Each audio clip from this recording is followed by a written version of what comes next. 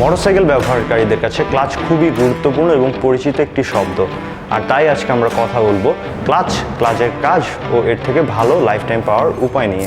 প্রথমেই আসে ক্লাচের কাজ কি। ক্লাচের কাজ হলো ইঞ্জিনকে পিছনের চাকার সাথে প্রয়োজন অনুযায়ী এনগেজ ও ডিসএনগেজ করা। সিম্পলভাবে ক্লাচ লিভার পুল করলে ইঞ্জিনের ভেতরে ক্র্যাঙ্কশ্যাফট থেকে ট্রান্সমিশন ডিসএনগেজ ও রিলিজ করলে এনগেজ হয়, যা গিয়ার শিফটিংয়ে হেল্প করে। ক্লাচ কিভাবে কাজ করে?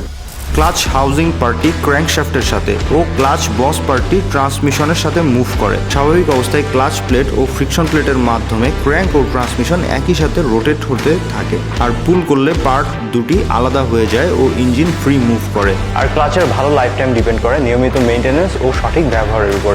ক্লাচের মেইনটেনেন্স বলতে বোঝায় ক্লাচের অবস্থা চেক ও এর ফ্রি প্লে অ্যাডজাস্টমেন্ট।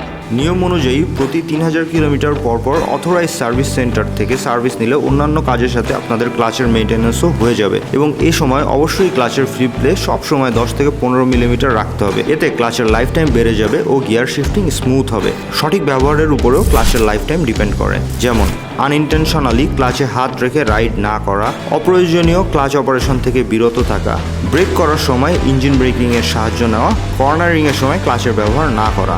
এই ছিল আমাদের আজকের আলোচনা। আপনার ক্লাচের থেকে ভালো পারফরমেন্স পেতে নিয়মিত প্রতি 3000 কিলোমিটার পর অথরাইজ সার্ভিস সেন্টার থেকে সার্ভিস নিন। আবার দেখা হবে নতুন কোনো টেকনিক্যাল ভিডিও নিয়ে। সে পর্যন্ত ভালো থাকুন, সুস্থ থাকুন, ইয়ামাহার সাথে থাকুন। Yes, Yamaha.